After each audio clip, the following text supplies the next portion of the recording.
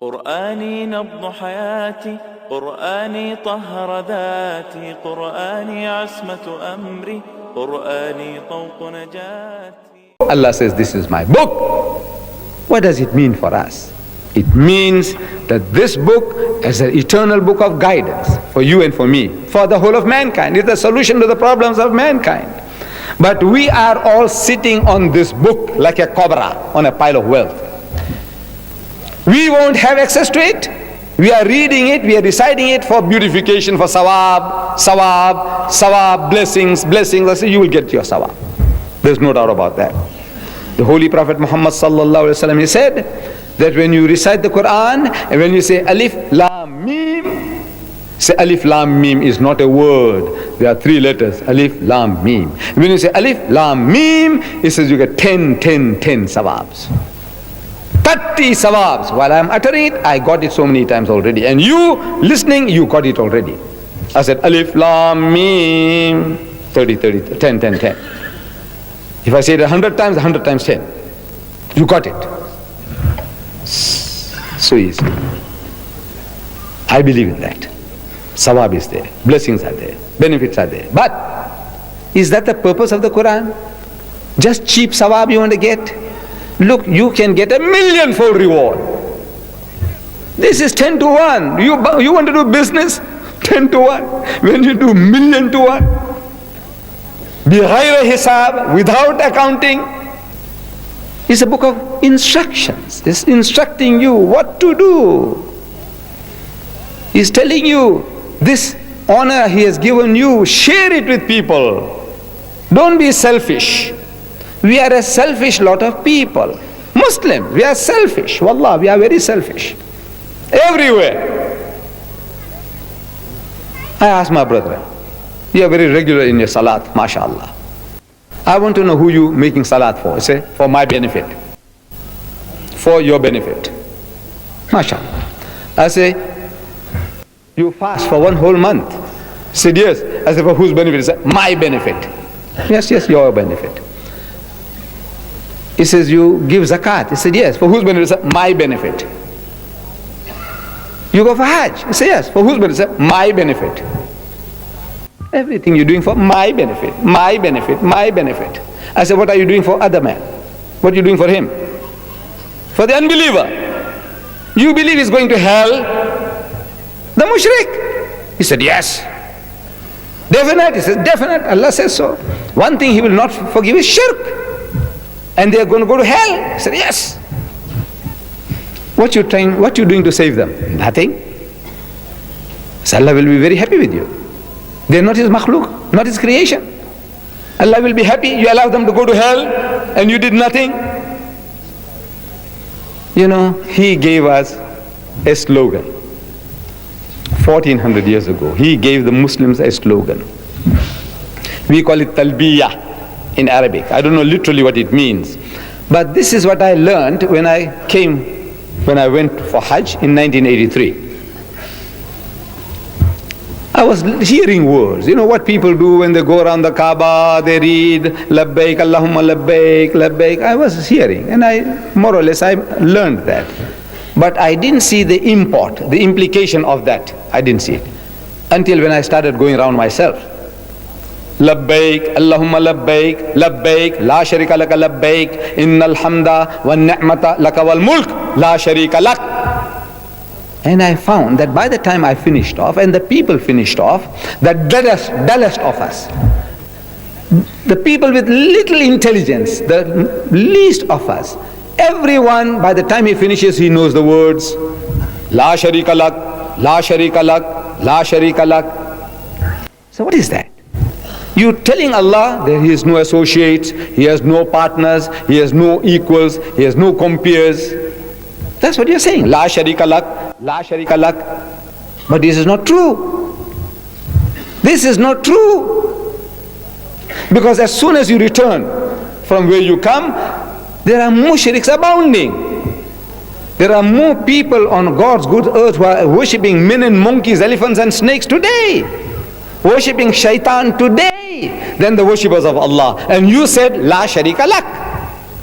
You are supposed to tell them, La sharika lak. Allah has no associate. Don't associate any being with Him. This is your job. We are supposed to do. We are supposed to stand in a marketplace, doing Allah's work. On the 27th of the month of Ramadan, when he was 40 years old, Allah Bari Ta'ala sends his angel, Akhi Jibreel, to him in the cave and commands him in his mother tongue, Iqra, which means read or recite or rehearse or repeat. And our Nabi Kareem Sallallahu Alaihi Wasallam, being an ummi, he says, Ma ana biqari.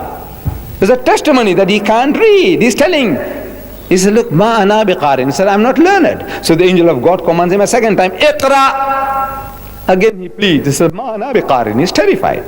The third time the angel of God says, Iqra bismi rabbika alladhi khalaq. So read in the name of thy Lord and Cherisher who created. Now he grasps that what he was required to do was to repeat. Because this Arabic word Iqra, I'm given to understand, means to read, to recite, to repeat, to rehearse, to repeat. And he repeated the words, Iqra bismi rabbika alladhi khalaq. Read in the name of the Lord and Cherisher who created.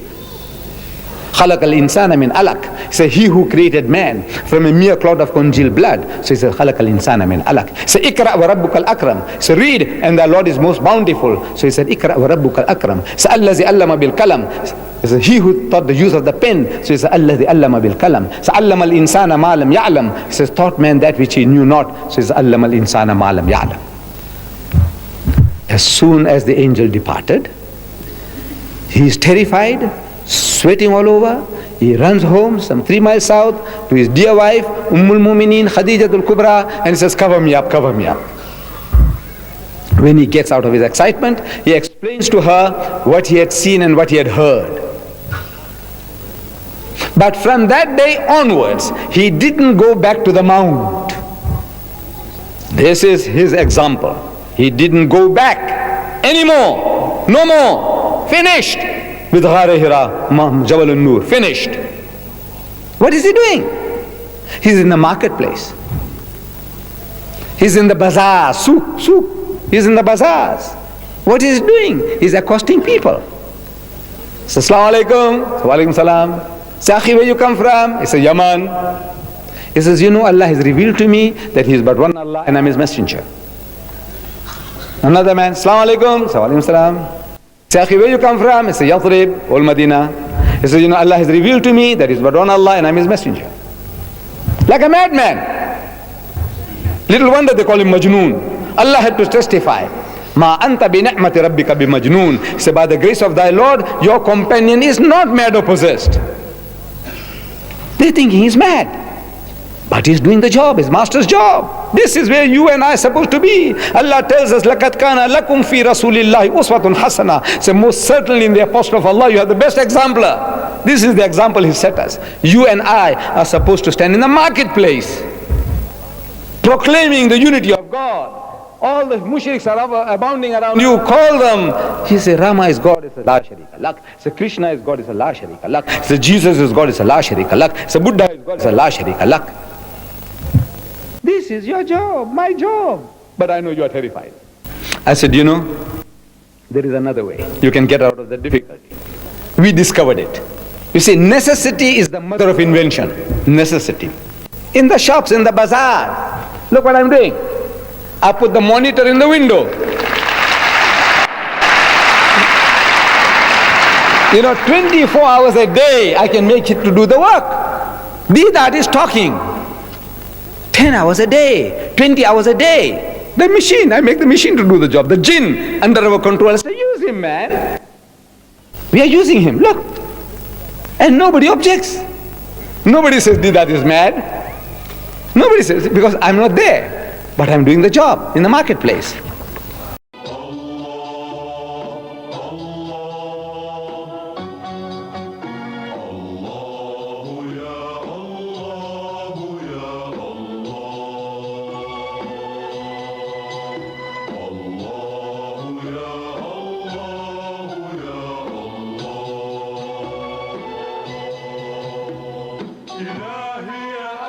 الحليم العليم العظيم الرحيم